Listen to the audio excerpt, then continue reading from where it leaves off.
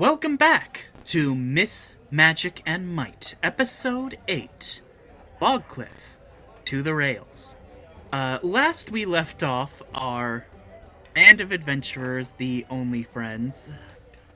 One of these days I'm gonna say it without completely just losing it.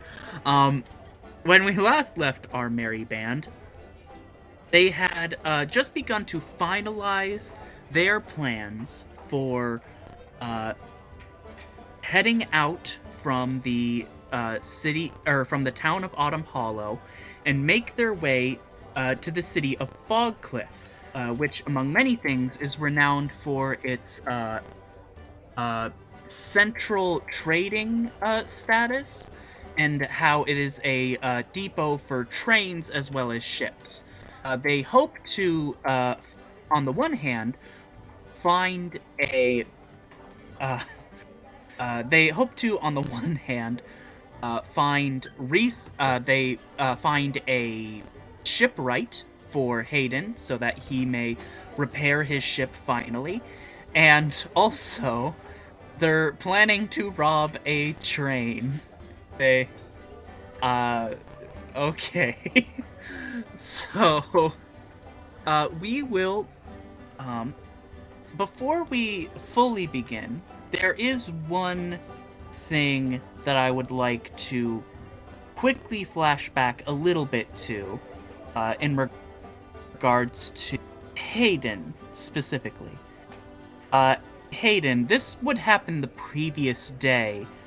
It occurs to me that in the town of Autumn Hollow, the person who bought all of the, stuff that you guys brought from the dungeon, or rather the only person in town who really, had the kind of money to buy that stuff, was Finn McConnor, the drow male elf that you met at the Harvest Festival, who ran the gambling tent.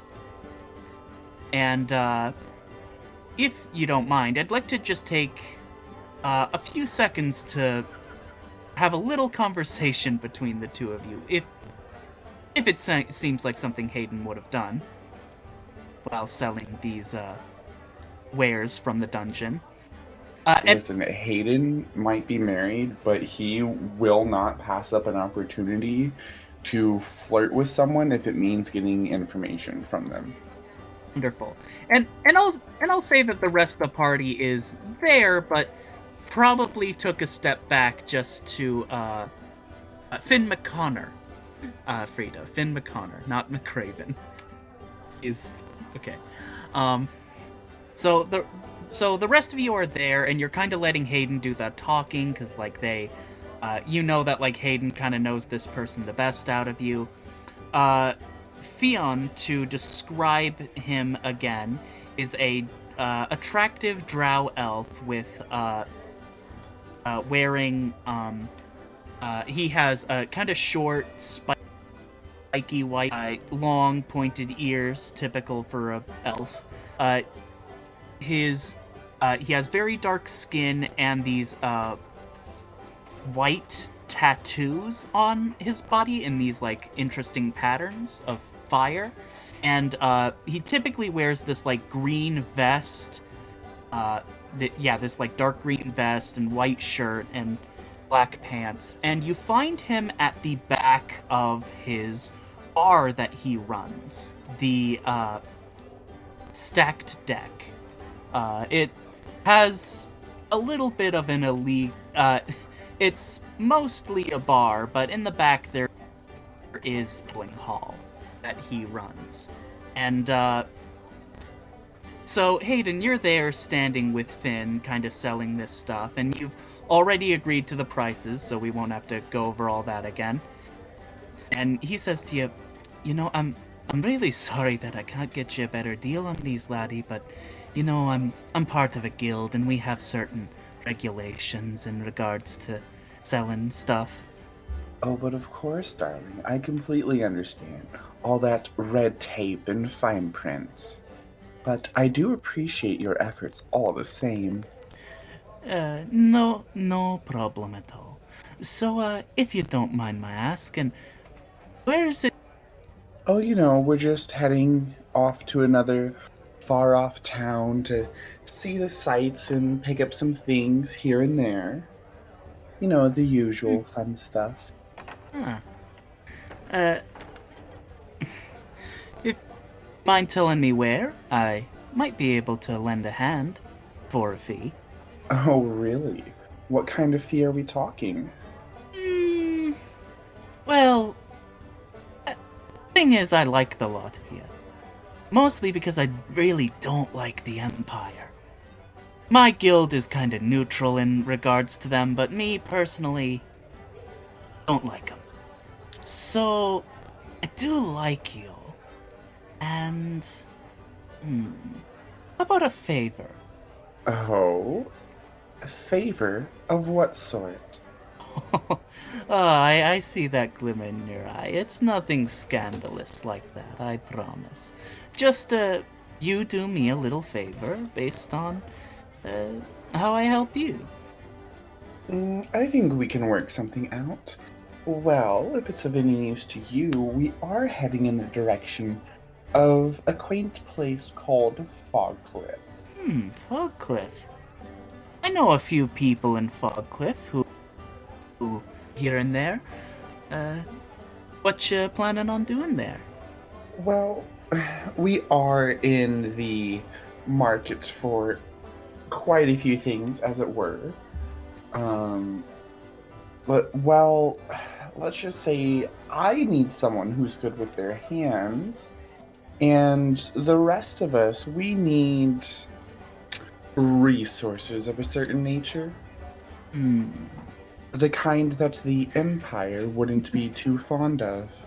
You see that, like, he gets this, like, wide smirk, and he's like, well, if you're looking for someone who's good with their hands, I know a fella there by the name of Ravana.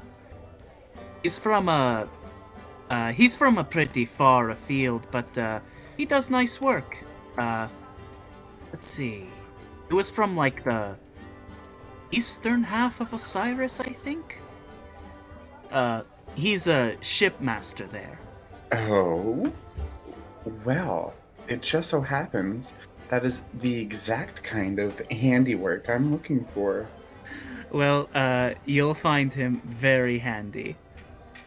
Just tell him I sent you, and you'll and he'll treat you well.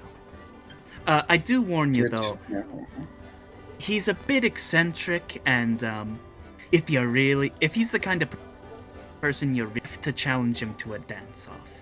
It's just a weird thing about his culture. He like throws his hands up like I don't know, like it's just a weird thing. Well, I am quite confident I can best him in that. I mean, these hips of mine, they certainly know a thing or two about dance. And they don't lie either. Yes, I was going to say if magic was still a thing, those those hips would have a perpetual zone of truth. Finn just kind of keeps laughing at his own stupid joke. He's like, "Stop! Wait, get out of here! Get out of here!" And he starts like kind of snort laughing, and he's like, and he gets embarrassed and just kind of leaves. Thank you, darling. You've been oh so helpful. The other, his goons in the room, they kind of like are kind of chuckling themselves, and they kind of nod, and one of them's like, "Yeah, boss is really embarrassed about his snort laughter." I have to say, it is rather cute, and if I wasn't busy and married, we could probably have some more time, but we can always discuss that later. All right. And with that, we will cut back to the present moment. All six of, I believe you decided you are taking, Gilgamesh with you? Yep, we're taking Gil and what did we name him? Sparky? Yes, Sparky, the beautiful. Yes, Sparky, the Fire elemental corgi. Yes, the fire elemental corgi. Gift from my husband in it, so I can't let him fall into someone's hands. As well as eyebrows in May. All the pets, all the time. All of the pets. Okay. So, the rest of you are gathered. So I believe last episode we already kind of established all of the all the like various other chores and stuff you guys wanted to do, and the like magic items that got fixed and all of that. I will get that recording up soon. I promise, if any of you need a refresher. Again, so sorry it's not done by now. So I did send a bird ahead. yes, you did send a bird ahead.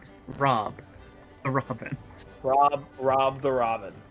Not to be confused with Sparrow the Robin. Okay. Don't jeez. Play a character you like, and you know this is what you get. But anyway, if I don't know what you're talking about. yeah, jeez. So before you guys set out on your planned journey, Other than collect my great axe from Jonathan, I believe it was. Jason. Jason. See, this is what happens when you trust Avalon to remember things. No issue. Jason has all the stuff that you guys piled onto him complete, and will resume the other big project with what little resources he has left. But yeah, he is kind of reaching the end of what he is able to make. Okay, so... Oh, my bad. I was muted. I do have a thing that I want to do. Oh, yes. What is it? Yeah, sorry.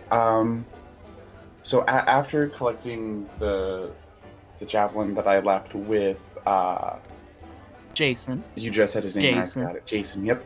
I want to pull Priscilla aside. Priscilla. Yeah. Hey, so Jason just repaired this, and a friend of mine gave this to me. I know we haven't known each other for super long, but I feel like you could put this to use better than I can. And I'm gonna pull out a javelin of lightning, and it's gonna crackle with electricity a little bit, and I'm just gonna like awkwardly offer it to you. Here, I think you might enjoy this. It can do some pretty gnarly stuff. Are you sure? This is a lot. Yeah, I know, but listen, I've seen you in combat, and this it feels like it's your style. So please take it, and stab some people with it. You can also turn it into a lightning bolt and do some wicked shit with it. So definitely feel like it's meant for you. Well, what do you think, Solana? Little fire and lightning action? Solana is like an inch away from grabbing the javelin, and then you talk to them and they like put their hands behind her, like whistling. Like, don't look at me, I'm just standing here whistling. Remember who has the umbrella next time it rains. They look terrified. But they do shake their head. Aiden, it means a lot. I will put it to good use. Of course. I look forward to seeing you use it in action. I hope not to be. Literally impossible. All right, everyone, I've gathered up all the supplies we need for meals for the road. I have a great itinerary planned for us, and we'll be eating well. Indeed you will be. So, unless there is let them follow. Okay. With that, we will begin traveling. And it's very comfortable for all of it's very comfortable for all of you, despite the kind of limited physical space of the horse and cart that you guys or horse and covered wagon you guys have. Do I need to be walking outside?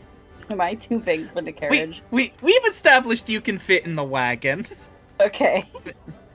I do not remember what you guys named your horses. I feel like I remember talking about it. I don't know if we settled on one yet. I don't remember. We definitely talked about sugar cubes We should because call it horses like Glimmer. sugar cube. Glimmer. Glimmer. Jalen is not the most creative. Hang on, I'll just hang on a second. I'll just cast Speak with Animals and ask the horse what its name. Hello, what's your name? There are two. What's all your names? You can talk? Of course I can talk. I'm a fox. Oh man, I didn't know foxes could talk. Or that people could talk. Yeah, people always just make those weird noises.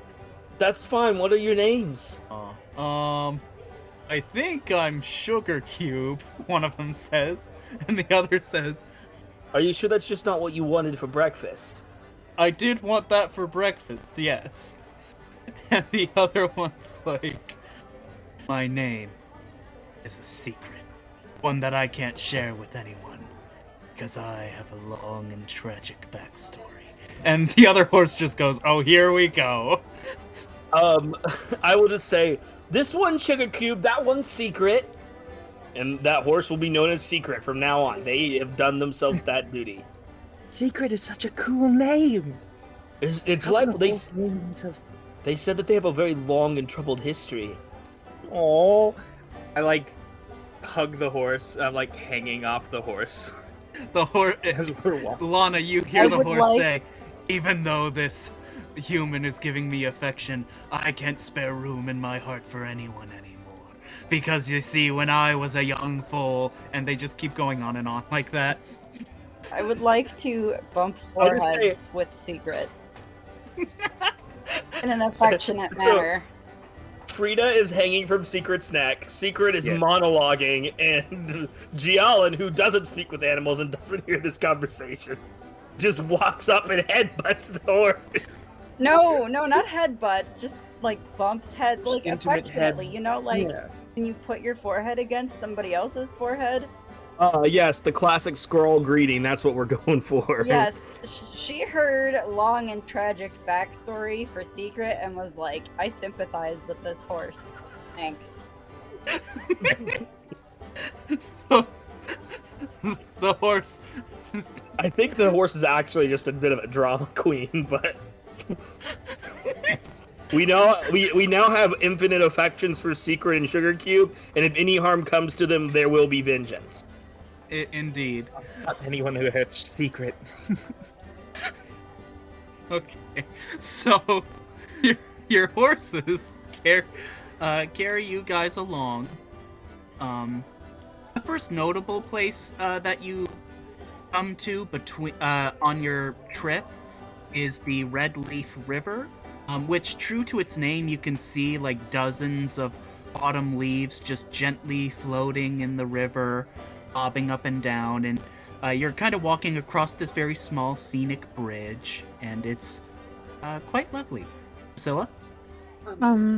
Yeah. Sorry. Sorry, your mic was on. Sorry. What was that you said? Nothing. Just that you guys make it to your first notable stop, which is the Red Leaf River, and you can see lots of leaves, like autumn leaves, and their beautiful reds and oranges and yellows floating down the river as you pass over the top of this bridge. And the first major city that you come to, this probably would be a few days of travel in itself, is Williamstown. Frida, you are very familiar with Williamstown. It's a university city. This used to be a place where magic was very heavily researched and discussed and talked about. Since then, it's fallen to other academic pursuits, and clearly it is not as glorious as it once was. A lot of the architecture that remains was crafted with magic, and then without magic there's not really means to repair certain things when they break or when they are repaired, they're done in this like kind of crude fashion. Some people have jokingly, and Frida, you've always like kind of balked at that. Yeah. Have I ever seen any of my friends casting mending before? No, the first magic you've ever seen was the one you did when you shot lightning out of your fingertips. Right.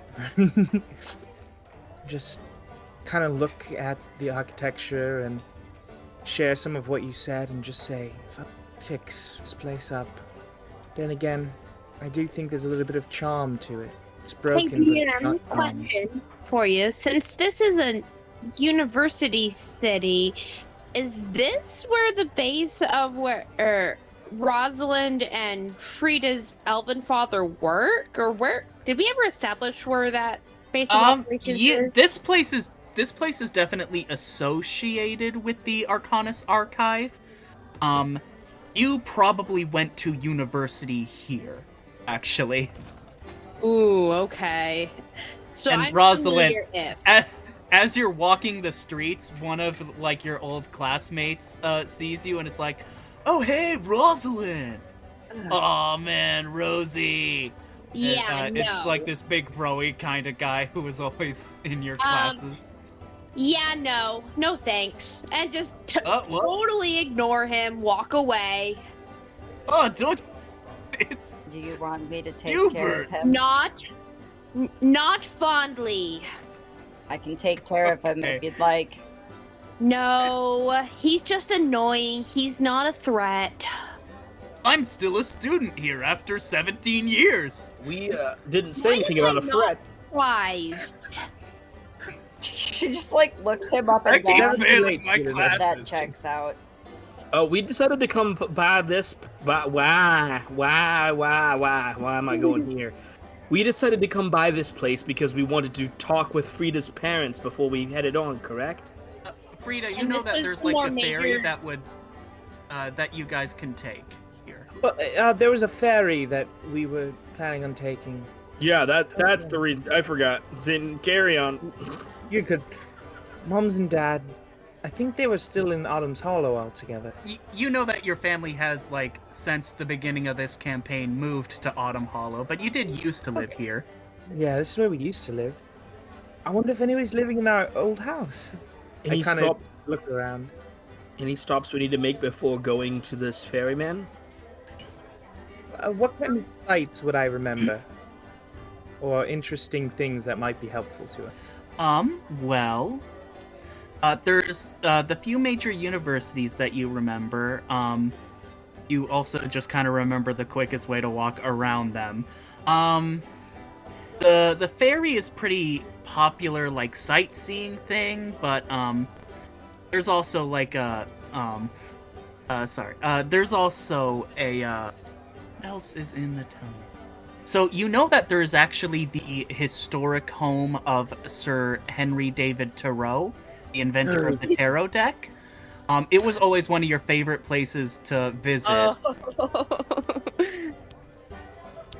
Does anyone want to check it out? It's one of my favorite places, but I know we're on a mission, I'm down. and I've been there. Perhaps tons of after we've times. accomplished our mission, we can come back and visit.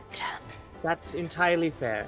The heart, absence makes the heart grow fonder, after all. Frida, And yes, teach me how to read tarot. Is that a thing I can do? ooh, absolutely, I would love to. That's okay. So, and then I guess I kind of start laying out some cards, and kind of start explaining to Gial and just saying like, well, so the thing is, a lot of it's like metaphorical. So see this card, and I pull death. Death doesn't mean death. It's rather a rebirth, a change. The end of something and the And- beginning of A something transition.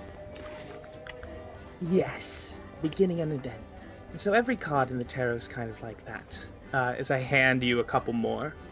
I will look through them, just kind of like taking in at least like the imagery, because a lot of tarot is also very like image based as well. You do notice on the High Priestess there is a little image of a cat owl. I just like grin. At the mention of the tarot, and would Rosalind recognize the images on the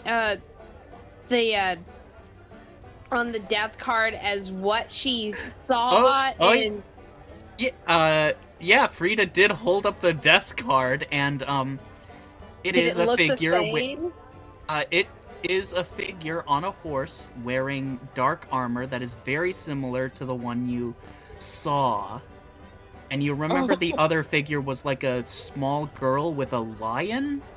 Hey Frida, can you tell me about the card about a little girl with a lion?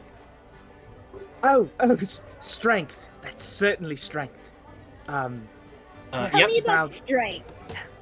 It's inner power.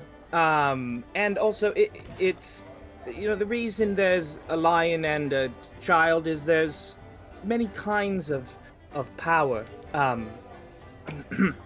There is obviously natural power of a lion, but then there's also the power of influence or the power of Innocence? Innocence, yes. Interesting. Why does this card have significance to you, if you don't mind me asking? Maybe I'll tell you. It's related to the day that you found me, during that event all those months ago. I'll maybe one of these days I'll give you more details. Did you get a reading before or after or during? I think it's something like that. All right. I understand if it's somewhat raw and you might not want to discuss it. It's still hard to talk about that day. Totally understand. Frida, is there a curator of magical antiques or some sort of a magical archaeologist or professor at the library or the university in this town that you know? Did I know this, DM? Or would I know this? I know my dad does some stuff like that, but not the same. Yeah, your dad did some stuff like that. Oh boy. Hey, Rosalind, you know who it was. Keyword on was. Oh no! It's yeah. Yeah. Lana.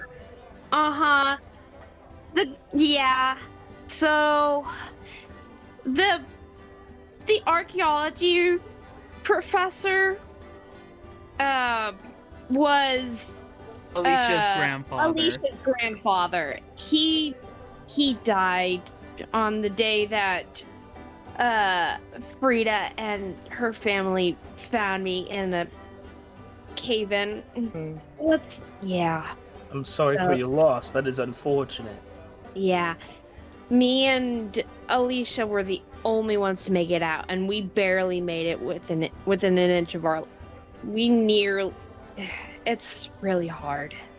And I'm just gonna walk away and just cross my arms and hold myself close, trying to not go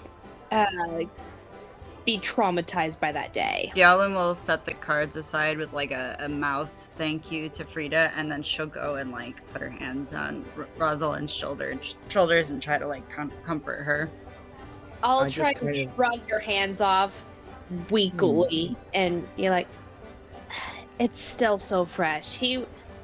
He was more than just more than just a teacher. He was a mentor and a friend.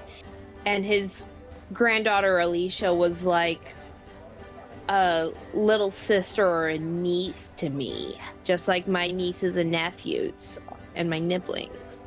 We were really close. We did a lot of traveling together, and you see, if you look into her face, you see that a single tear has slid down her cheek. Were the young girl's parents also located here? Have I gotten any more information on Alicia's parents? They sent you a postcard from Loxley. Like, hey, this is where, they sent a postcard like, hey, thinking of you, but not really, of like, hey, look at our fun vacation we're having. Yeah. Alicia is in good hands with my family now. There's a reason that Alicia traveled with her grandfather instead of living with her parents. I was just going to say perhaps it might give you some closure to give them a piece of your mind, but They're not here. They're not here. I think the last thing I heard from them, they were in Loxley. What about dealers of unconventional goods? Whether it be pawnbrokers or less than legal trade opportunities? I know there's some drug dealers at the university. Like a black market? Not that kind of... Yes, like a black market. I must confess, I'm looking for something in particular. I have been for some time, and I've begun to have reason to suspect that they might be here. What are you What might that be? Something sacred and powerful. Are you Dangerous if held by the wrong people. Sacred to us or sacred to you? Sacred to me and my people, but powerful to anyone. Okay. Something that the individuals with the right influence, it could be, it's valuable and could be sought after by collectors, power-hungry magic users, or people looking to control the power of magic. What color is it? She just wants information so she can help find it. I mean, perhaps when we're on the ferry and not around such a public place, or when we're further down the road, I can divulge more detail. I fear that there are many eyes watching, and even those eyes which we cannot see. And I'll sort of look over my shoulder towards the mountains that we decided not to go toward. Wait, do the hills have eyes? Do the mountains have eyes that I don't know about? Do the have mountains have eyes? I don't know. There's something uneasy about this place. A shrouded blanket that clouds my vision. This place is in my home? Or this place is in our world? Your world. Oh. I remember you speaking. So then talking to us about it on the ferry isn't going to be any different than talking about it here. I'm worried that this may be true. When Hayden and I crash landed here, there were eyes in the sky. Dark, menacing eyes staring down at us from a cloud that surrounded your entire world. I have reason to suspect that a dark, malevolent force from my world, after betraying the sacred phoenix that is tied to my goddess, fled here, and may have a hand in the extinguishing whatever else seems to cause sort of blockade, siege against magic in this world that prevents any from coming in and anything from here coming out. Yalin, looks at Lana very seriously at this point. Can you tell me more about this suspected figure that's come to this world to, interfere with stuff? I can tell you what shreds of knowledge I have. Yes, I'll take whatever you've got. The legend is that at the formation of our world, Eos, the great phoenix, had befriended a being, an owl creature, legendary, magnificent, not like a normal barn owl, a creature of magic and mastery, mystery. But this creature betrayed Eos and wounded him, scattering 9 of his feathers from his tails and stealing them. My goddess, the Phoenix Queen, is since been spending almost all energy she has to keep the great flame of the Phoenix alive. But tails from a phoenix. The feathers from a phoenix hold great power in and of themselves. From this phoenix, immeasurably more so. I don't know much about this dark being, only that he is a betrayer to us, that he is responsible for the wounding of our great one, and that it is my sacred duty to recover the missing 9. My quest first led me to Vittore, where I met Hayden, and now here. As he's talking about this, or as she's talking about this, or as she's finishing up this storyline, Jialan like looks at Frida again. May I see your deck one more time? You see, as Lana's been telling this story of this phoenix and this dark being, she's just been staring at the card death, but looks up at this. Oh, yes. And I hand Jialan my deck. I go looking through the deck until I find the High Priestess card, and I pull it out and I turn it towards Lana and I point at the cat owl figure.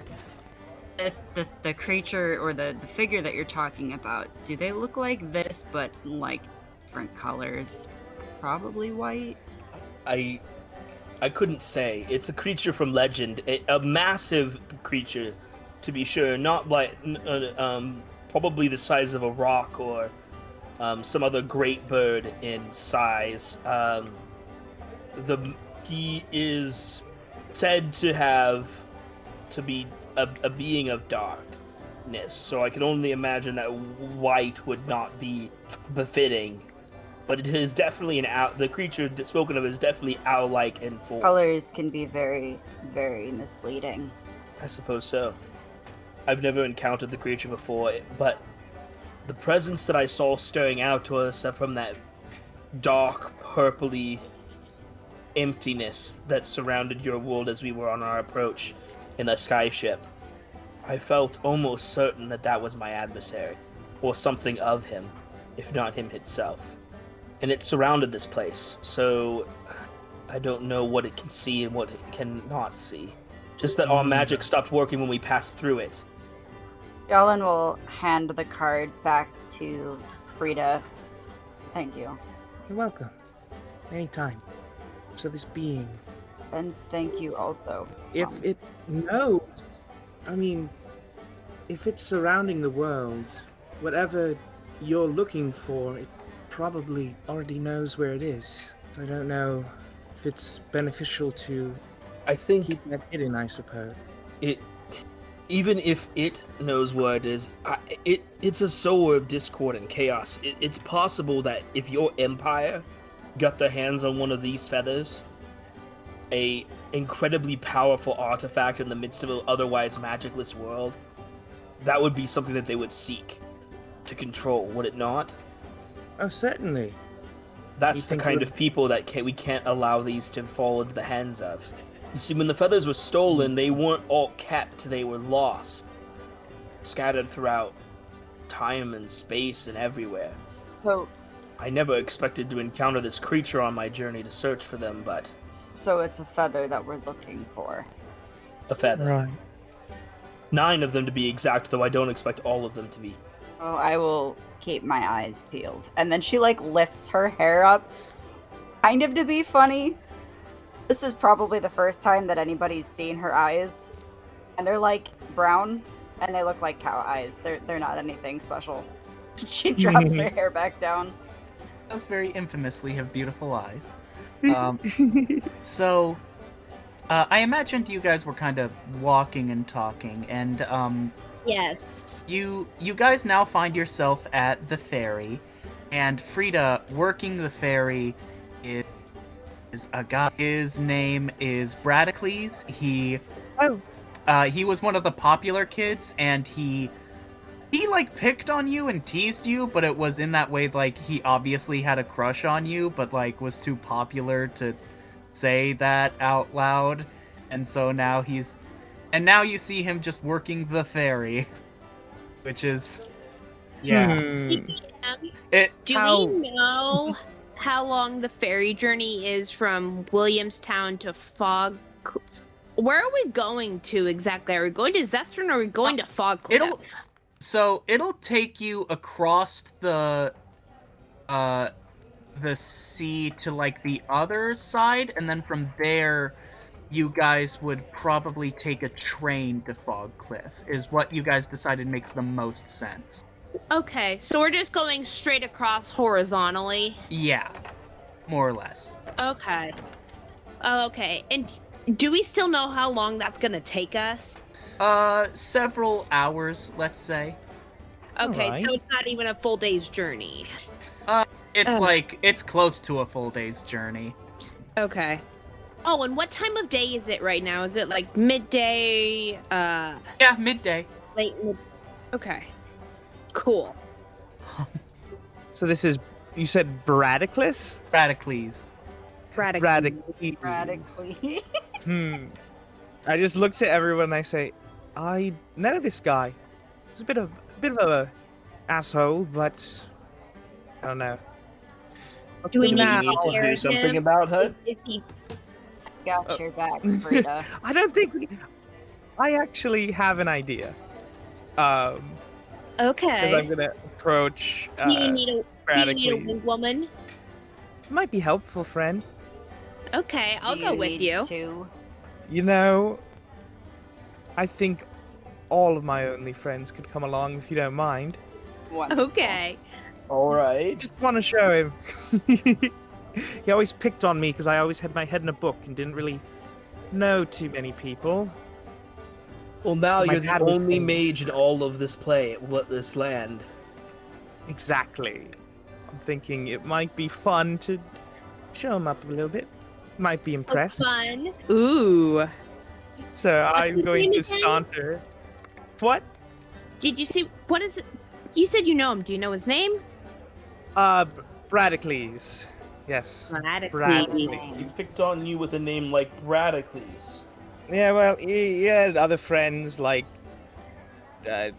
Chadesius and like I can't think of any other. Yeah, there's Chadesius with his other friend. Yes. Yeah, Chadesius. I don't know what happened to him. Bro Larafon.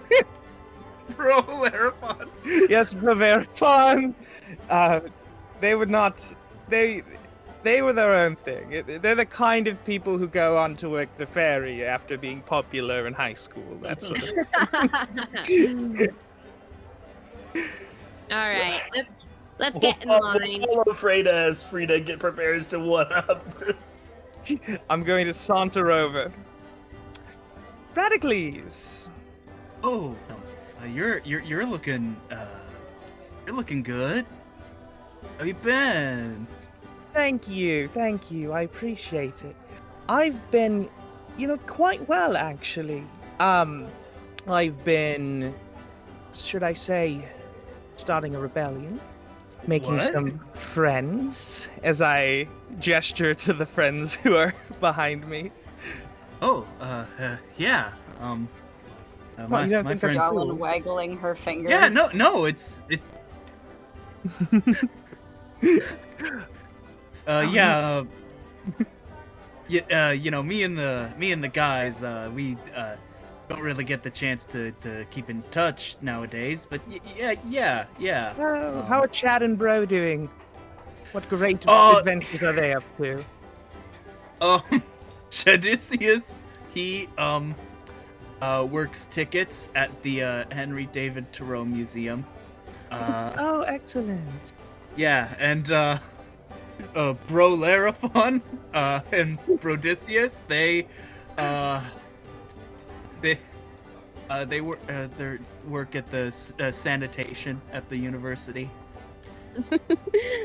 Sanitation engineers, obviously. Ah, sanitation engineers. How excellent. I'm curious about what the square root of a toilet is.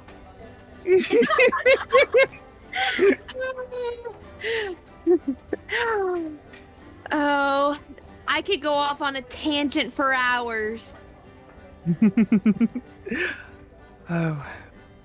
I almost feel bad. you know, we both went on different paths, very different paths. And yours is staying here. And mine is adventuring out into the world. Oh. Yes, you do know that Frida helped lead us to complete a dungeon. Oh, Oh yes, we thought- did complete I a thought dungeon. those monsters and stuff in there. How do you... There were. Frida used There magic were. to take care of them. How are Eyebrows and May responding to the monsters in the dungeon comment? they take it in stride. They know what they are. Should we show him them? Should we show him the dragons? Both the dragons kind of crawl over Frida's shoulders, and he's like, "Ugh!" And he jumps away in fright, and then trips over the railing and falls into the water. That felt good. I was going to pants him with Mage Hand, but that felt too mean. He's just so pathetic. That was very sad. So I think you've done a good job, Frida. Well, shall we? We shall. Also, free fare? Question mark. The other No. attendant, Is there a sign that says the fair? the other attendant, who is just like a teenager, she like puts her hands up like, "I'm not paid enough to deal with this. Get on." Elliot. We're heroes. Thank you. The only friends. The only friends, okay. like and subscribe. We are only friends. And as Sigh. the ferry Yeah. begins to sail away, Bradicles climbs back up onto the dock and is like, "Oh, I loved you, Frida, but I never said it. I never said it." And he just cries Well, pathetically if as you you like sail it- away. If you liked it, then you should have put a ring on it, Absolutely, Bradicles. Too You late. should write a song. or at least You should write a try. song like that. And then she starts doing the single ladies dance, and you can like dance like this when you sing it. Because you I guys just do the little like the. All the only friends. All the only friends. All the only friends.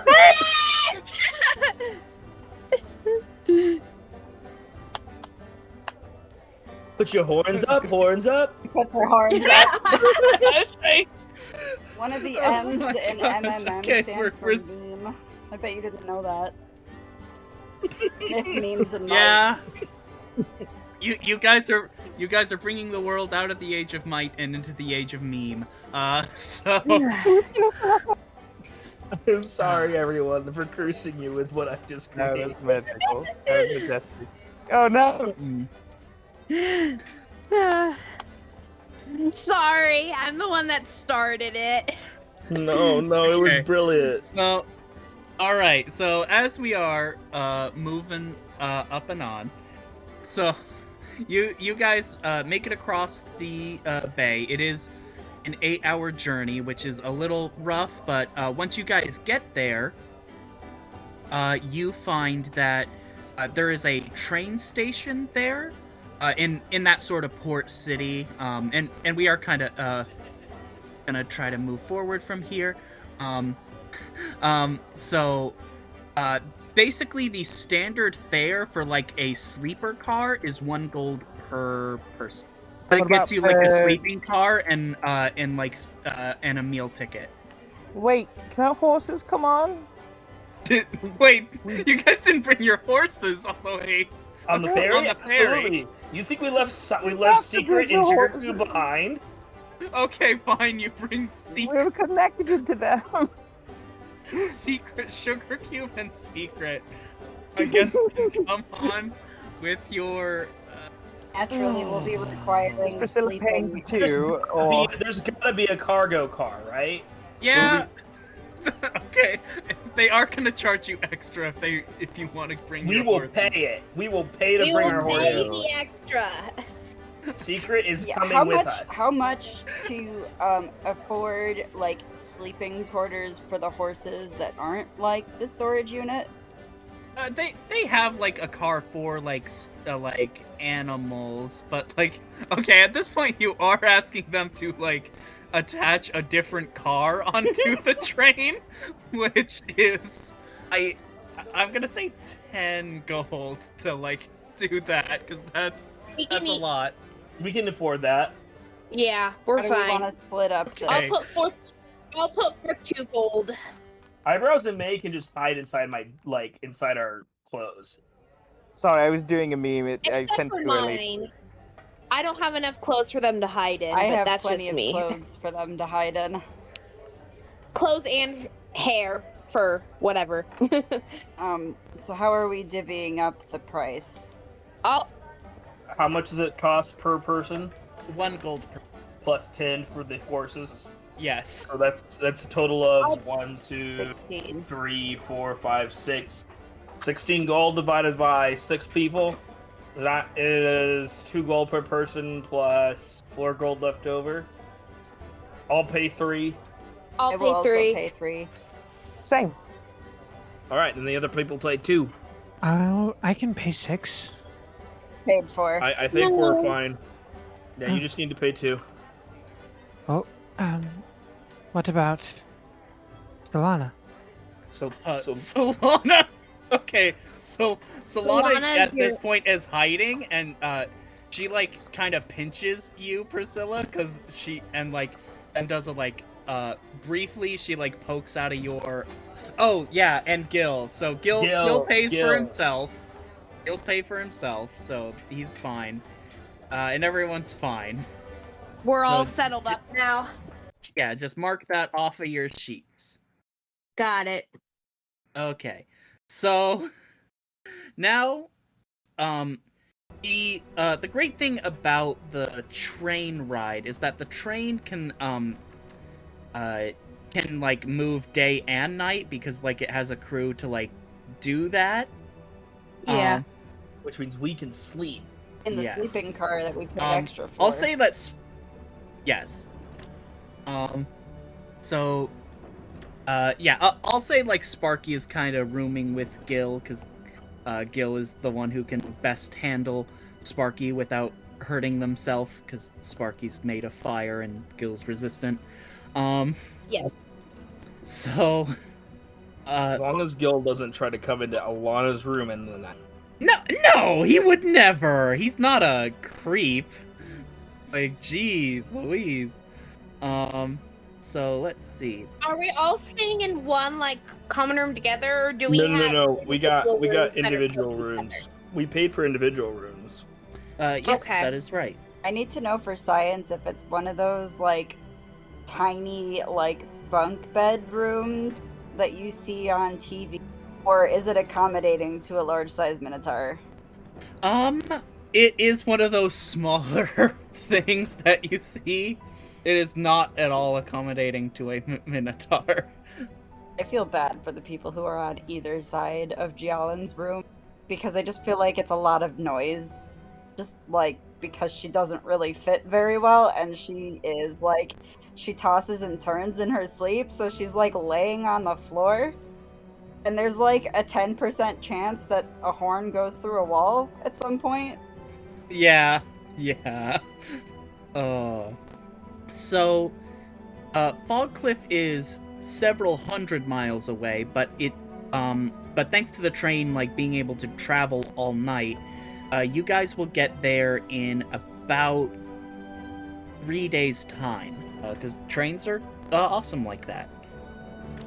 So, let me update, the, current day, which I did have written down in MMM notes. Or, wait, did I do that in lore? Yes, in lore. Which is probably a bad idea. Did not just keep that in notes. Anyway, where did I put the calendar? So I can double check. Okay. So, the next is, so that was the final day of strength, meaning we're in like the 4th or 5th day of what's the next card in the tarot after strength? Lion, the stag. The Hermit. Sorry. 5th day of the Hermit, and the beginning of fall officially for the rest of the world. and not just specifically Autumn Hollow. And you guys see that like the rest of the world is also you're kind of like in the very early fall and late summer kind of vibe where like there's a little bit of golding on like a little bit of with the leaves changing color, but not too many, still mostly green. And with that, you guys will arrive in the city of Fogcliff. The city of Fogcliff. Sorry?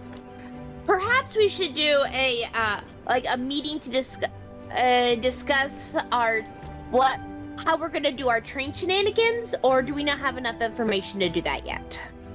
The latter. You guys will need information before you guys can start doing a train heist. But what I can do... the train to get there partially, right? Yeah, but this is a passenger train, not a... Not a military train. I don't think a train is a place to plan a train.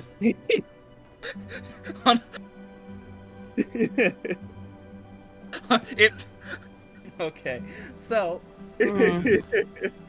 Let me go ahead and describe the...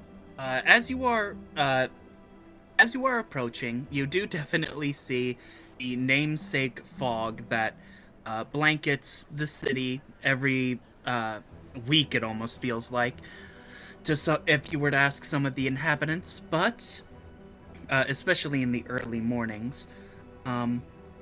And you can see it in the distance outside your the window of your train car. The monumental bridge, nearly, in some places, more than or it looks like it, at least from your position. And you can see these like absolutely massive stones that were that form this bridge, that are way too heavy for any kind of machinery that you know exists in a lot of worlds. And you remember that this place was said to have been... and as you approach, you also see the contrast between the like giant gargantuan stones and the more quaint, newer constructions, out of like, the typical housing materials of like wood and lumber, very nicely done up, but definitely a contrast compared to the massive have built their city on top of. A city that mainly, that seems to mainly line the east side of the bridge, going up, and the west side of the bridge is comparatively bare, with only a few smaller buildings every so often. And you know that this is only the top level of Fogcliff. As your train pulls into the station, you exit your vehicle and all your belongings. And as the train pulls away again, open before you is the wondrous city, this bustling metropolis, and you can see all kinds of shops and trade centers and advertisements for different entertainment. And you also see a few posters. You see this you see the poster stacked on top of each other that reads, vote Thane Baines Shane McCain again. And that's basically, it's just this weird guy who's like giving a thumbs up and smiling in the poster. Hey DM, question Yes. for you. Did we get any information about where we'd be able to find Ravana? Ravan is typical Anna. He was Robin? said to work in the docks, which are on the sort of lower levels of the city. You know that there are like multiple different levels on this bridge that that people have built all kinds of housing on. So you'd need to make your way down first. Okay. Have I ever been to Fog Cliff? I wouldn't say so. Probably. Okay. It wouldn't make. Oh, and on the train ride in, did we see either? Did we get to see either of the forts that are near Fog Cliff? Military forts? Yeah. They're showing. You can see that there is there's one fort stationed on, or there's one, at least not full fort, but definitely a strong military presence at the front of the bridge, and there is also a strong military presence on the back of the bridge. Or you've heard that there is one on the other side of the bridge as well. Gotcha. And tunnels that like trains can be rerouted into that go into the like lower levels of the that go into one of the lower levels of the bridge rather than like go through the civilian populated area. Mm-hmm. That makes sense. At least that's what you have seen from a distance as you approach the city. Gotcha. Thank you. So what do you all do as you stand there? I would like to know what the most. Do you want to go What is the most shopping? interesting looking shop? Perhaps instead of going shopping, we go trading and selling, because we have some stuff that we couldn't really sell in Autumn Hollow. Why not both? What? Okay. What did you guys want to sell? I think there were some swords and stuff that we wanted to sell that we couldn't sell in Autumn Hollow just because, like, we wanted to drain their money. If I remember I thought we had sold like a correct, few of them. Lana. Yeah, Ryder has one. Lana had the other made into I a new have head one. for her axe. You do have one. And Do we sell them all then? so, Rosalind and Jolin are the only two who still have the sword. And I was under the impression that we were going to sell it in Fogcliff because we'd be able to get money, use the money Wanna from do, there like- to buy like actual like materials and supplies and send it back to Autumn Hollow. That was something that No. I suggested at the last. No, we're robbing the train to get the supplies to send back to Autumn Hollow. I thought we were gonna do both the robbing and some like actual business thing, so it's not all illegal. But maybe I remember wrong. I do have a sapphire, which could be used for enchanting later, but I would like to, if it is possible, use it as a means of gauging sort of high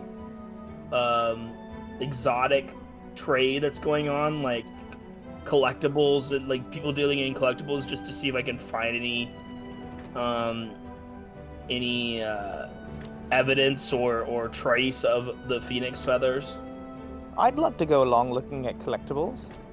And then we can all, and then after we're done with that, we can try to, we can send Hayden to go find their shipwright, and we can. Gil can go with them. Gil can go with them, and then we can meet up to discuss We need to find a the place heist. We need to find a place to stay while we're here in Fogcliff. Oh, that's true. We will need lodging. Somewhere that takes fire dogs and dragons. Somewhere that takes fire dogs and Certainly. dragons. The pseudo dragons are small and can hide easily. But perhaps we can find some place that's like middle of the road, like between like the surface and like an area down below near the docks? Near the docks would probably be like a better place to Okay. find lodging for, you know, people trying to be on the down low, and also with like fire dogs. Yeah, that. So perhaps we should head down to the docks. There won't be as many questions asked, I think. So was our plan to split up? So if some of us go shopping, some go to the docks, looking for lodging, or should we stay together? After all, until we set up like a place to meet, let's probably all stick together. And once we've found like a good like meeting ground, we can maybe split. seems like a good idea. Yeah, and so once we have a place to come back to, we can split off into our groups and then meet back later. But we need to have that base first. So let's start heading down. Gil will turn to Priscilla and Hayden and say, does that sound good to... Yeah, that's... Are you okay, absolutely. Priscilla? You seem worried about something. Or is that just your kind of default state? I'm sorry, that was rude. You're fine. I don't like the enclosed spaces. There's not a whole lot of exit strategies. Priscilla, you're safe with us. We'll be fine. There's plenty of optimism to go around yet, even in a world of darkness. I thought I was safe in the village I grew up with, in my parents' home too. And, well, that didn't work out either. Well, we haven't failed you yet. Well, now you have we? us. It only takes failing once. And I'm gonna go back to sharpening my weapons. I'm sorry, you cut out a little bit. What did Priscilla say? After saying her piece, she kind of just goes back to sharpening her weapons and being quiet. Alright, so you guys head down to the sort of lower dock area, from what I understand of your current goals. As you make your way down, you see that like the building. I would like to make a specific note that I'm like keeping a hand on all my pouches and stuff, being a little bit more wary of pickpockets. Roll a perception check. Ooh, okay. No, that's a 7. That was Can I almost give a her 19. the help action by also you- being generally wary? Hold on. Rosalind, you lost a single gold piece. And Okay. And Jialin, you see that Rosalind just dropped a gold piece. I'll pick it up and just like take her hand and put it in her hand without saying anything. I'll put it back in my hand. Rosalind, you feel really embarrassed right now. Yeah. Thanks. Of course. As And then I'll just like awkwardly pull my hand away and as you all begin to make your way down to the lower levels of the city, you definitely see that like the more you are eventually you find these like elevators that kind of like move people up and down the various cities, and they have operators, but like you can tell that they're kind of like on their grind, and no one really stops to talk to them, and they don't really bother with talking to other people. They just like operate the machine so people don't break it. And you definitely see that the kind of lower level you go, the sort of less fancy the houses and buildings seem to become. An almost kind of very obvious wealth disparity the further down you go. Until you get to like the area that is near the docks. Sorry, is this like classic like Peltover and Zon? I don't know what those are. Oh, never mind. It's like when you cross Independence Avenue, honey. Oh, gotcha. Like mansions on one side of the street, like rickety, like homeless people on the other. Okay. Yeah, it does get bad until at least you get down to like the dock level, because here you can see that there's a lot more activity, and there's certainly a lot more money coming into this area in particular. So you do see that there are thriving docks kind of built around the like base pillars of this magnificent bridge, and you can see that there's quite a few shipyards. The one that Raven works at, is shipyard number 4. Okay. And you guys find yourselves at shipyard number 6. Around there. Giallen, you wanna help me look for a place to stay that's close to dock number 4? Let's go. Are you helping me or am I helping you? Which one of us has better eyes? Probably me. Is it because of my hair? I don't know. You're Giallen's also a cleric. I also have an 18 wisdom. So I guess what are your perception scores? +4. I have to. Sorry. And Jala? The app is giving me trouble.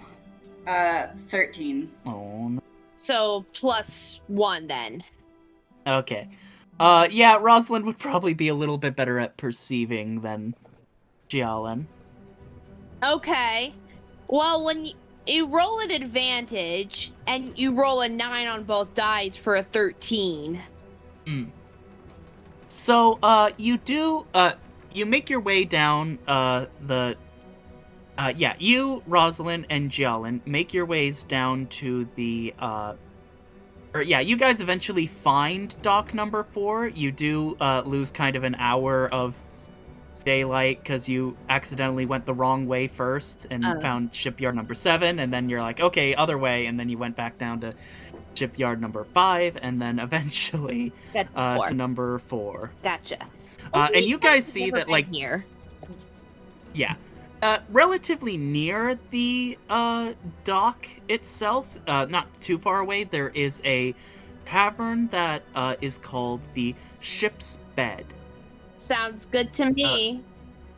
Tavern Inn, and their sign says that they do have vacancy. Okay. How many rooms?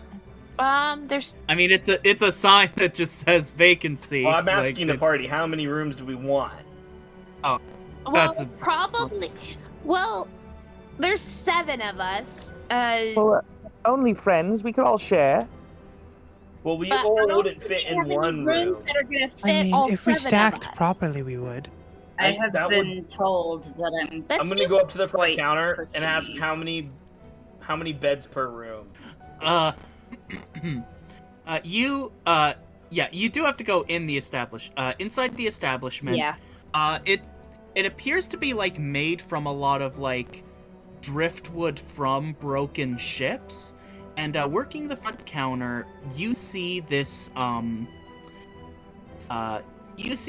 mer person, this like in Vittori context he would look kind of like a Vanai, but Lana, you're not entirely sure what they're called in like this area of the world. He has fins for ears and this like this mid-length, neatly trimmed seaweed green hair. He's wearing a simple apron and work shirt, and a white work shirt and pants. And he welcomes you. Hey. He looks younger, you would say, like probably in his late teens. I'm gonna ask, how many people fit to how many people to a room in your establishment? Oh, yeah, we got 2 beds for every room. How much? Let's see, it's 2 silver a night. 2 silver a night. We'll need 3 rooms, I believe, because I think Giallen will at least. That a cow, Joe. No, you just have always She's got slept a on the smirk floor on her whenever we. face. I'm. Oh wow, you all certainly aren't from around here. No, we're how did you know that? Wait, you just mean Fogcliff. Never mind. Ignore what I said. Wait, what? Do you mean? Don't worry about it, friend. We're glad Don't we'll worry take the about it. room. Yes. How long are we planning on staying here? At least 3 days. How long until the train that we do we know how long until the train with supplies that we are looking for is arriving? You can always extend your stay if you Let's aren't start with 2 sure. days and then extend it if we need to. All right, so I'll pay the friend 12 silver, for our 3 rooms for 2 days. Thank you. Name's Aaron, by the way. Aaron Tidewalker. Nice to meet you, Aaron. I'm Lana Hearthsong. Yeah. Frida, what did you say?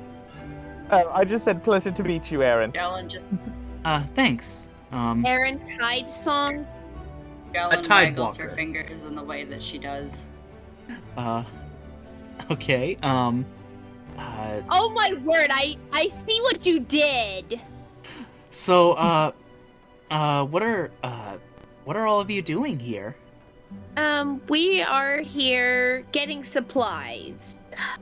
Oh, Need to get to a bigger city because where we were at before, is a lot smaller. okay. Yeah. So many people are BRB. I'm here. Rude.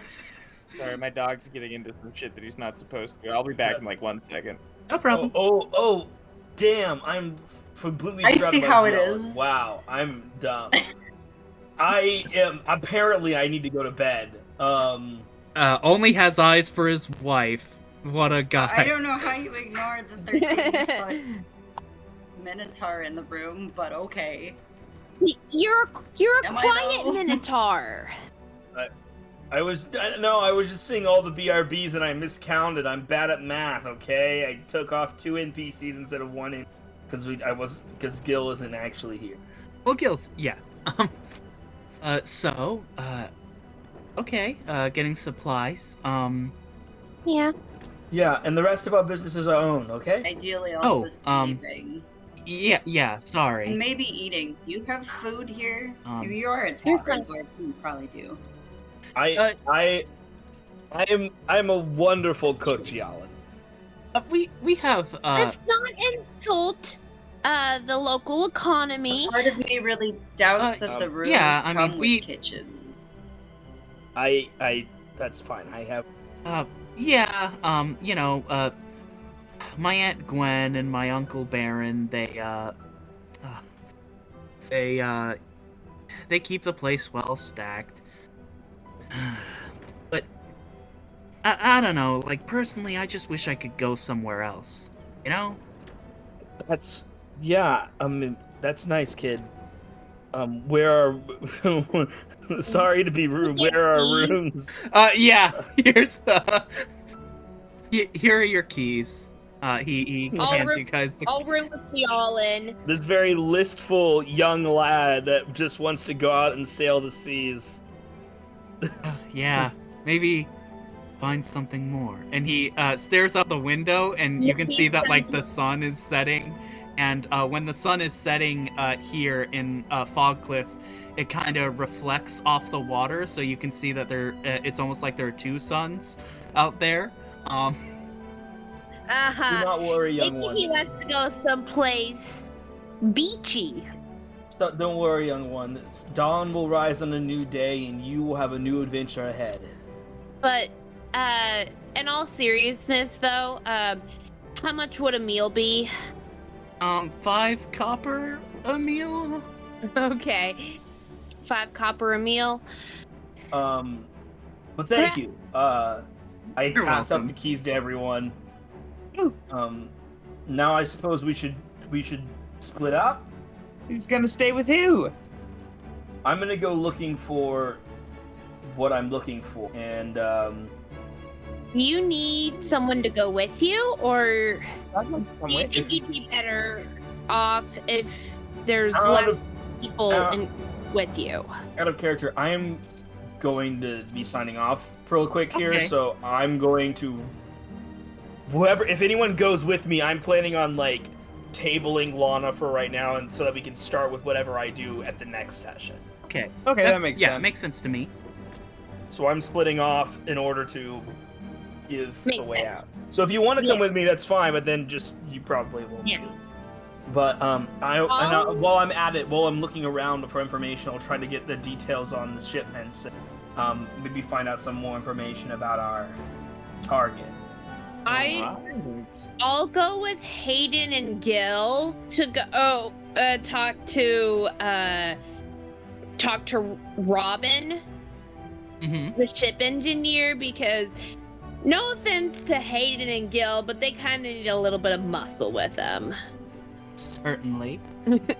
Especially Alan, do you want to go Yes. shopping? Let's go. Good night, friend. Guys, good night. I need to go to bed. Good night. Good night. Night, friend. Good night. For the record, I think I'll be using a very different set of muscles for this recruitment, as it were. you still need someone to go with you to get to have your back. And I don't mind being your wing woman if you need it. The ultimate team. And Priscilla, what are you planning on doing? Is there a bar? You're at a bar right now. Is there alcohol at this bar? Yeah, there's a signature, blue cocktail of some kind. I'm pulling Probably up a involving seat. milk. I am sitting down. I am pulling out my entire coin purse. I am handing it to them, and I am saying, just keep them coming. Oh, yeah, okay. He sighs a little disappointed Oh, because, and if... the quicker you can get me to pass out, the rest of it's your tip, so bring it the strong stuff. Well, I hear ya. My uncle promised that if we weren't busy, I could go to the station, pick up some power converters. And Look from at there, that. No, for some reason, I really want some barbecue now. Do you have barbecue? yeah, we do. Cool. S'mores. So, anyway. Yeah, my aunt and uncle, they're going to a friend's s'more roasting. Then they're gonna go to a similar sort of roast comedy show. I hear the jokes there are fire. Oh yeah. Anyway, cutting away from that. So, Rosalind and Hayden and Gil Yes. are making their way Downtown. over to the shipyard. Walking fast, faces past, and you're homebound. No. That's two for So- the last 2 nights in a row. So, you guys make your way down to the shipyard, and you can see that there's all kinds of, like, crews that are working on, like,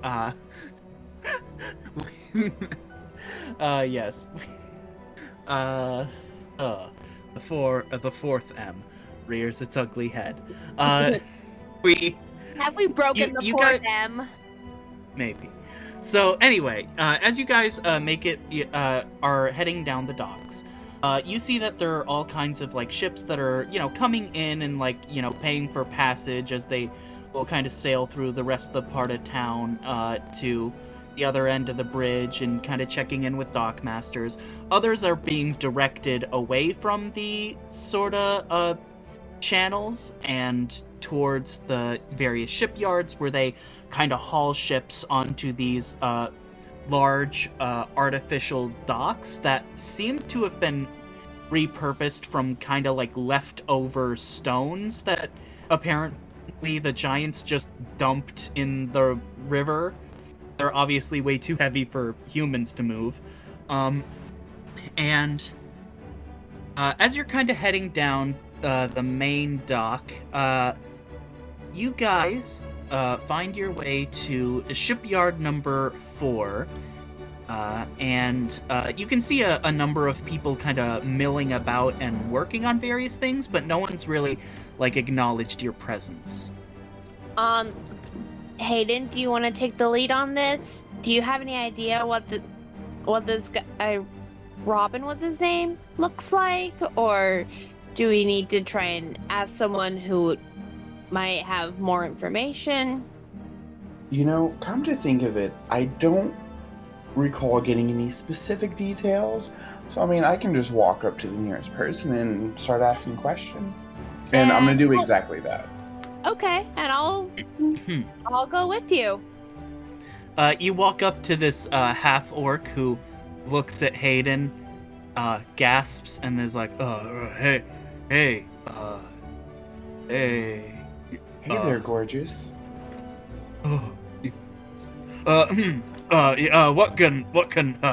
What can Steel Bill do for you? And he looks like he's flexing. Or trying to flex as if he's flexing without posing, you know? He's like trying to make himself seem like, you know, I'm big and strong without like making it obvious that's what he's doing. And totally failing, we're seeing right through him. Oh, obviously. I'm not even gonna have him roll deception. Okay. Well, Steel Bill, with your deliciously rippling muscles, I'm looking for someone by the name of Ravan. Could you possibly point me in the right direction? Oh, you're looking for the boss? Yeah, they're down that way. I think they're working on a galleon. Let's see. He kind of like points the way. You see over there? You see that building? Make a right from that building and then you'll find him. Should be around that area. Thank you, handsome. He called me handsome. And I'm gonna walk off in the direction he in. If you need anything else, let old Steel Bill know. Oh, he certainly will. He certainly will. As you round the corner, all of you, you see this large, impressive galleon that everyone is that these shipwrights are very invested in working on, and you can see that like they're using cranes to like lift this like huge pallet of wood up to the people on top of the galleon, and as they're lifting it, suddenly there's like this strange whirring sound, and the rope on the crane that is holding these pallets snaps and falls, and before any of you can react, they're shouting like, "Get out of the way, boss!" And this figure catches the pallet of wood and like goes into like this very wide stance. You see this figure with you see this figure with you see this figure with like sort of coppery skin and white hair, kind of like begin to bend and buckle with the weight of this like like all of these like heavy wooden beams that have fallen on top of him. You see he's wearing these like very baggy pants with these intricate patterns woven into them and no shirt. And you also see that this person has 4 arms. And as they are like struggling to lift this, what must be several tons over his head, he calls out, "Someone give me a beat." And suddenly like 3 people like pull out instruments and they start like playing on them, and this figure starts like tapping his foot to the rhythm of their music. And as this is happening, his muscles in his arms seem to like grow and expand, and he almost effortlessly lifts this giant wooden pallet over his head, sets it down, and just takes a sigh of relief. Okay, we're good. Everyone's like, "You okay, boss?" He's like, "Yeah, I'm fine. And now he kind of turns his gaze. Oh, you all aren't exactly working here. So who might you be? Oh, we're just a couple of friends from out of town. Say there, handsome, would you happen to be Ravon by chance? I'm Ravon, shipwright master of Fogcliff. Fantastic. You see, I am here looking for you, and considering this little display I just witnessed, I think you will be exactly what it is that I'm looking for. Oh? And and what might that be? You'd say I'm a friend, but I don't really recall ever meeting you. No, we haven't met, and we're not exactly friends just yet, but I assure you, we will get along just swimmingly. Now, I am in need of someone to help repair my ship. Okay, I mean, you can get it docked down there, and we have sort of our standard fees, and... Well, my ship is it's very much not in this city. Oh? And it's a unique situation. Tell me, is there possibly somewhere we could go and discuss things in private? Sure. Well, why don't we step inside my office? Take 10, everyone. Crane crew, you gotta stay. And the crane crew is like, "Aww," and they're like, "We gotta fix her crane instead of taking a break." So all of you head into his office, which is a relatively small building. It has a lot of blueprints for various different kinds of ships, kind of rolled up into barrels. And you see that there are a few that are kind of like framed and hung on the wall, like the really impressive looking blueprints. And he's like, "Well, what can I do you for?"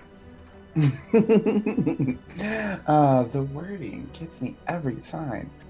Okay, so as you noticed before, I'm not exactly from around here. And my ship is in this quaint little place, and it happens to be stuck in a wonderful friend of mine's pumpkin patch. Now, that's very much a problem because it doesn't belong on land. No ship I've ever worked on does. Exactly. And it's also very much not a regular kind of ship. What kind of ship are we talking about? I think that's the sort of information I'll get into should you agree to help me out. Now, a mutual friend of ours, a handsome fellow by the name of Finn, said that you were the person to talk to. Whoa. Finn McConnor? Yes, that Finn. Man, he is always... I'm Alright, sure alright. Okay, so if Finn sent you my way, clearly he wants something. I do owe him a favor. What a coincidence, so do I. Favor's over, people. Well, I suppose we could find a way to sort of help each other. And what would that be? What sort of things do you have in mind? Well, if you're a friend of Finn, I can almost guarantee you're not a friend of the Empire. Definitely not. At that, we will both start laughing. And okay, yeah, Gil also kind of chuckles. Okay, so here's the thing. I'm from a very long ways away. Bajra is where my home is. You've probably never heard of it. No big deal. So, personally... PM, have I heard of it? Make a history check. Okay. Let's see. Decent at history. Hey, that's an 18. Okay. It's on the eastern side of Osiris, near Umpitar, which is, dang near the other side of the world from here. Gotcha. He's a long way away. Yeah. It is known as the City of Lightning, or the Kingdom of Lightning. You don't know why exactly. Gotcha. So anyway, I came to this place a good 100 or so years ago, and, I would personally just really like to go back to how things were before the Empire settled down here, because I liked Fogcliff then. Not really a fan of the Empire here now. And to that end, I've decided to try and run for a political position here in the town. The big issue with that is that, while there are elected mayoral positions in Empire-run cities, typically the Empire has to approve of candidates that can be voted on. So, I mean, you see Thane, Bane, Shane McCain's stupid posters. No one else can run against him. I don't even know why he's bothering with them. Because there's literally no one else to vote for. Okay, and what do you need from me? Do you need me to kill him? No, because even if he's dead, that doesn't necessarily mean that I get to run. What I need is some way to kind of get into the Empire's good graces so that I can run, and then from there, I can start, taking it down from the inside. Well, that is a very noble cause, and I believe you'd be very successful at it. However, that's very long game, and I don't exactly have that sort of time or patience. How would you feel about doing this in a more expedited manner? You see, here's the thing. Yes, you can certainly run for this political position and dismantle from the inside, or we can just skip the political nonsense altogether. I mean, why run for this position when there could just be no empire? You're serious? Dead serious. Absolutely. We've already got things in the works. Oh, like what? Well, let's just say that if you want that sort of information, I'll need certain assurances from you, mainly in regards to your assistance with my needs. At this point, I think it's fair to roll a okay, actually, I think now would be the time. He's like, if you really want me to work with you, then there's only one thing that can persuade me at this point. Oh, dear Finn did mention something about a dance. Where I come from, dance is everything. And he claps his hands together and challenges you to a dance-off. Well, I can certainly do this. But let's do one quick cut over to Frida and Jalen. Frida and Jalen, you guys are making your way through the kind of upper parts of town to find like a buyer for your stuff. What do you think you two are searching for and talking about? I don't know. I'm debating. What do you think, Jialin? Well, I would be curious about some of their more unique shops. So I guess something that makes this place like What I was stand thinking. out. I suppose, what's the most garish-looking shop we can find? You, let's see, the most garish-looking shop in Fogcliff. You see this little stall almost that is like covered in these fake clouds, and there's all these like kinds of jars that are like hanging up around this person, and she's like, free fog. No, it's not. Jars of fog for sale. Jars of fog collected fresh this morning. Fresh fog. Do you think it's special fog, or do you think it's just the fog? Considering she was able to collect it in the first place, it's at least special for that reason. I think I'd like we to go should talk as to well. her. I think we should. I'd like to know the inner workings of As a would I. fog business, as it were. And I just scuttle up. Hi there, friend. Yes. You look like an intelligent young lady. How Oh. would you like a signature jar Can I of the roll famous insight to see if Fogcliff if she means it when How is she this says fog that Frida looks intelligent? Yeah, go ahead and roll insight. 19. 19? Yeah. This woman is trying to pawn off something to someone who she recognizes as Galen being just from like out of town. squints really hard underneath her hair. I would like to like intimidate her. Okay, roll intimidation. Yeah, that's a 5. She does not notice that you're trying to intimidate her and keeps going with her spiel. Yes, collected fresh this morning. Now, is it ethically sourced? And I like look at her with like a serious look.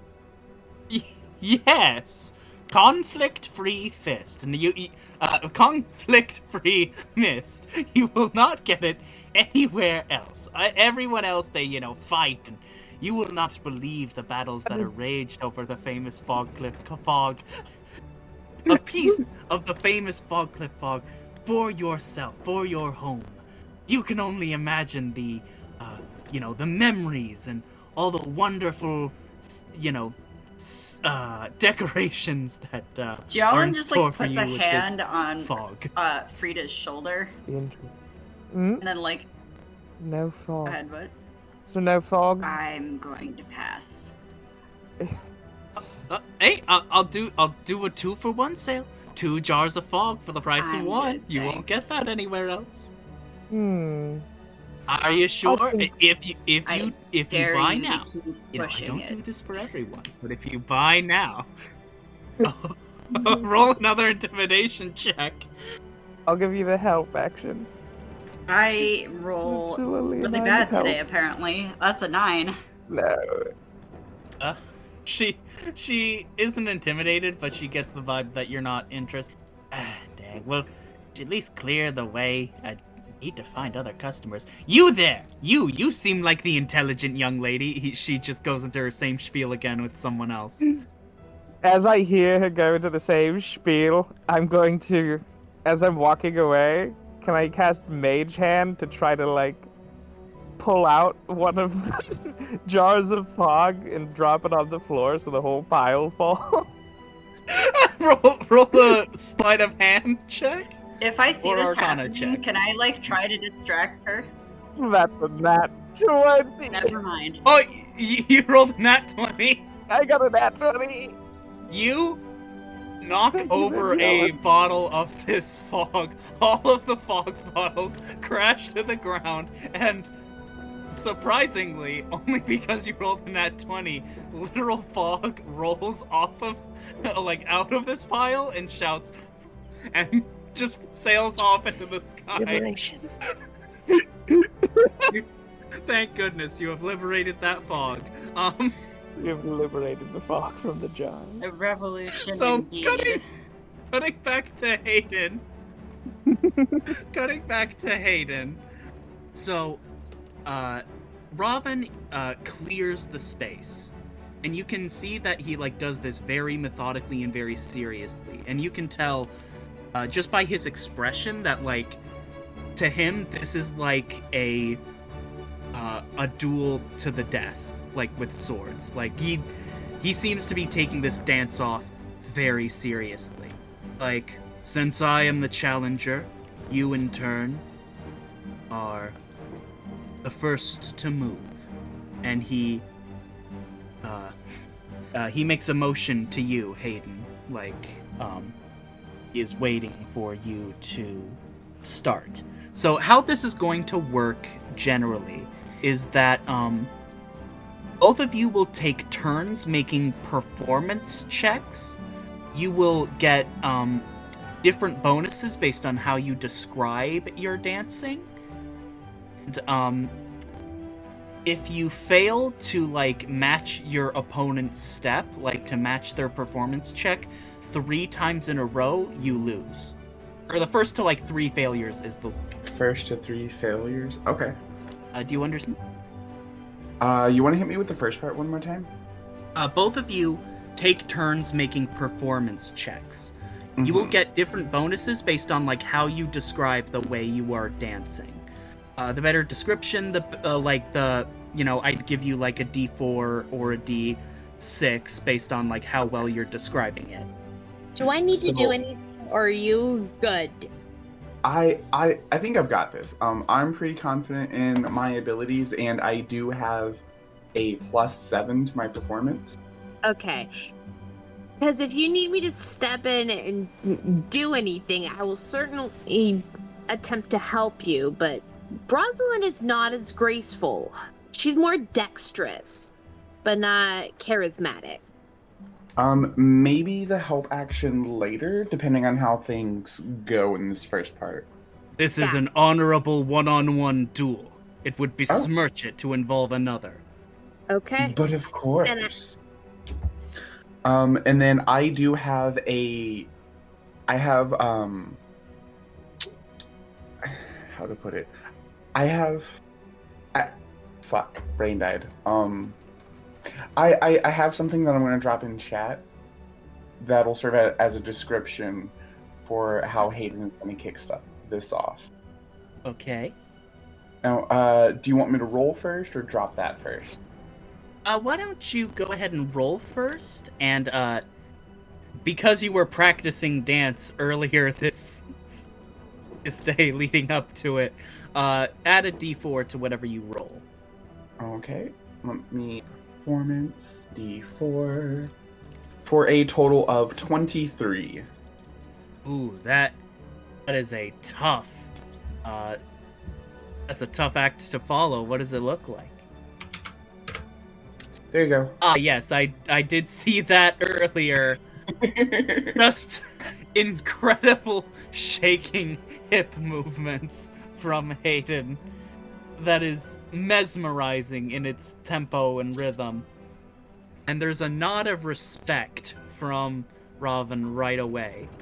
Okay, Robin, he rolls with a +4, and he gets a D4 for his multiple arms to assist.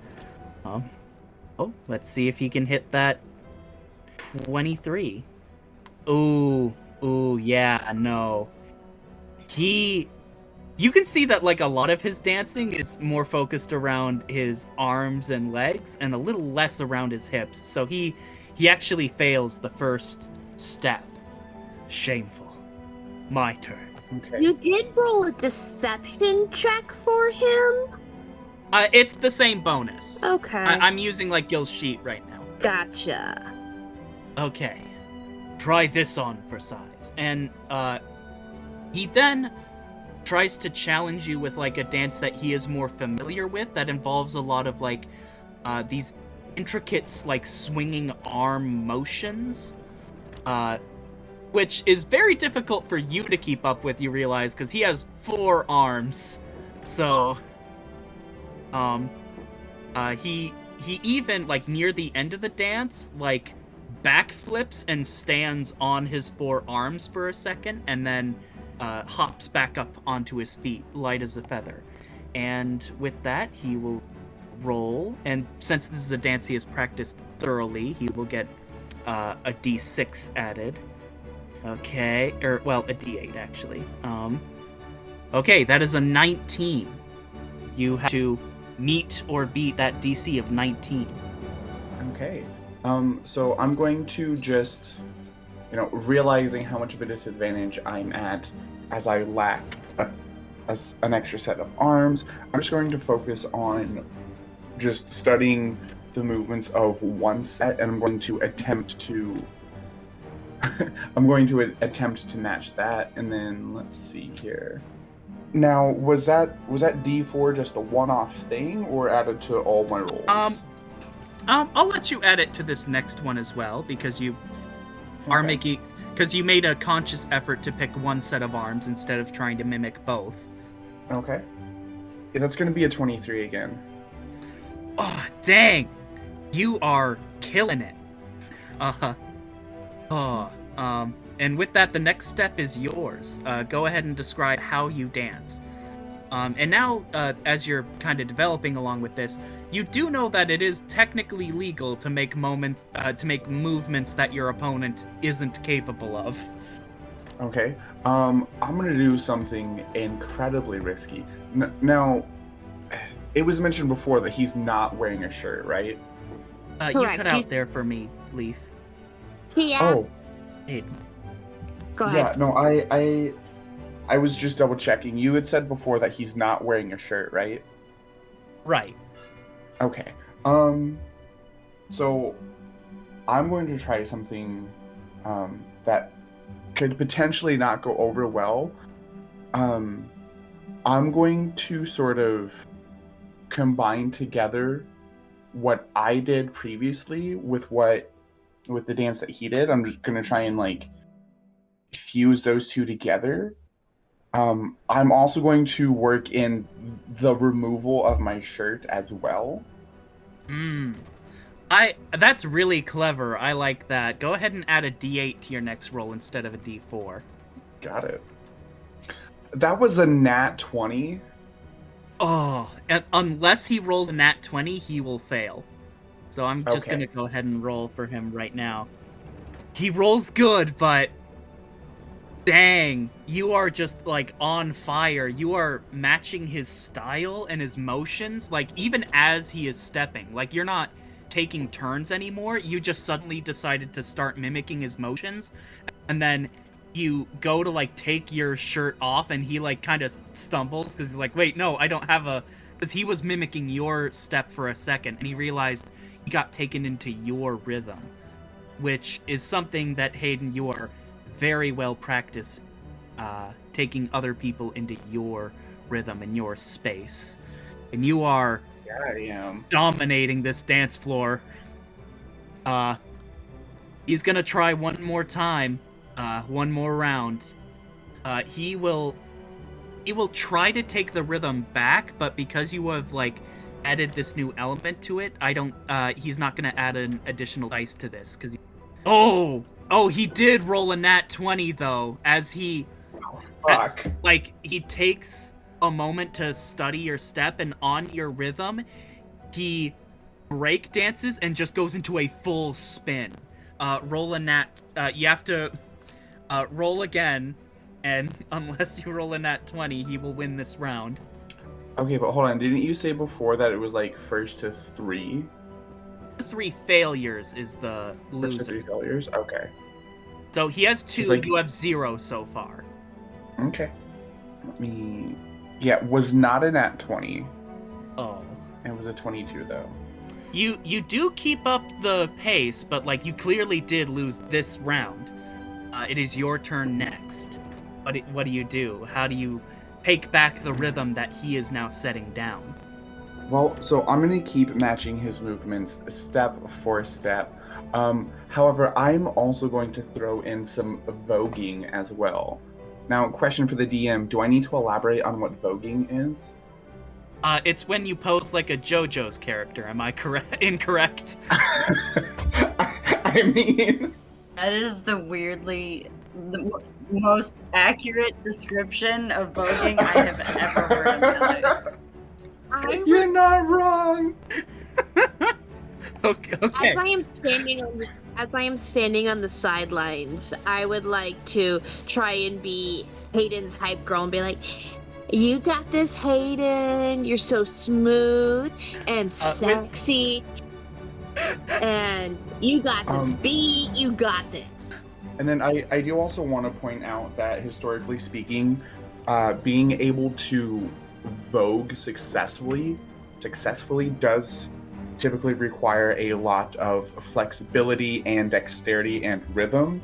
And I can confidently say that Hayden does have the flexibility and rhythm, and the dexterity is rather up there. Probably not as much as, like, say, Rosalind, but So between your between your excellent description and Rosalind hyping you up, I am going to give you an additional D6. okay, sick. So go ahead and roll. It's gonna be a 24. Oh man, you are hitting that beat and hitting that vogue. You're stuck. The sheer force of your poses is like almost pushing Robin back. I've never seen. Surely you are a worthy opponent. He's gonna try to match your rhythm one more time. You. He's gonna try to match your rhythm one more time.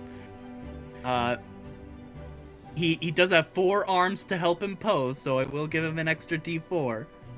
And he falters in the last movement. He missteps with the foot and kind of like almost trips, and he, then falls to his knees, and he's like, I have stumbled, and bows his head in shame. You truly are a lord of the dance. And I'm gonna stop dancing. Hayden, I like that.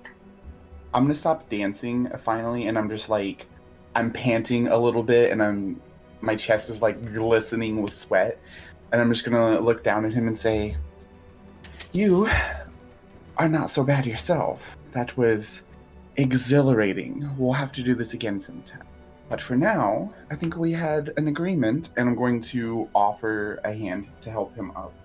He not only takes your hand, but with another hand, he like grabs your forearm and does like the predator handshake. Like, you have earned my respect, Hayden. Not an easy thing to win. I am humbled to have been able to earn it. With me.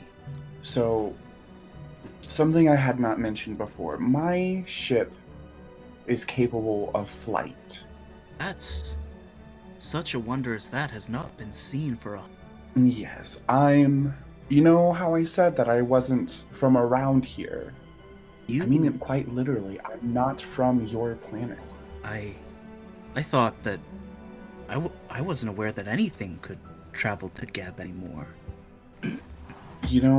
That's what I've been told. It cost me much to get here. Not only do I desire to return to my home, to my family, but I very much wish to help the people of this. And I firmly believe that repairing my ship can go a long way in doing that. And so, this is why and I'm going to gesture to Rosalind and Gil, this is why we need your help. That, plus we are planning some other less than savory actions that will help further the disconnect from the Empire. And with someone as talented as you are, I feel that you could do wonders for our cause. I mean, if you're a friend of Finn's, you being up to no good is almost a guarantee, but... I haven't been up to any good a day in my life. Well... The Empire's reign of terror has got to end. Not sure if anyone can do it, but... Someone's got to start somewhere, which we already have. What is it you're planning on doing in this town? Well, we are here for two reasons. Finding you is one of them. The other, well, you could say we are going to... what do you think, Rosalind? Should I tell our new friend here everything? Got this, I think. We're gonna liberate some much needed supplies for our friends from the Empire. Hint hint. Oh. We're going to rob a train. Rob a train. You know, I think I just might be able to help with that. And, well, if we play our cards right, you can help me with my ambition as well. We can make sure that this is beneficial for all of us involved. I look forward to working with you, friend. And with that, I think that we, unless there's anything else someone wants to do. I do. Okay, just 2 seconds with Hayden. Hayden, do you want to keep what happened in this room between the three of us and him, or am I okay to talk to people about the dance battle? You are free to discuss the dance battle, but I think it would be wise to keep the contents of our dialogue between those of us in this room. Absolutely. I don't mind doing that, but if people ask how we won him over, I'll just say Hayden's the better dancer. Robin turns stoically and is like, as the loser, I have no place to ask for defeat. Nonsense, friend. You were a formidable opponent. And when the time is right, we should have a rematch. Perhaps one of these days, I shall be your opponent in a more acrobatic style, not dance style, if you know what I mean. You're a monk, are you not? You have a... I am. I could tell from the tattoo. He reaches behind the desk and pulls out like 4 scimitars that he has like sheathed and puts them at his side. You know, as far as fighters go, the Blossom Queendom is not bad by any means. No, I've still got a long way, lots of learning to go. My training has just begun, but I've learned quite a lot. Well, maybe I can teach you a thing or two. And he like gives you a wink. Huh. And maybe I can teach. Well, actually, no, I can't teach you anything. But... Oh, I'm sure we could learn a lot from each other. And absolutely. And I think it's on that note that I would like to bring an end to the 8th episode of Myth, Magic, and Might. Good night, everyone.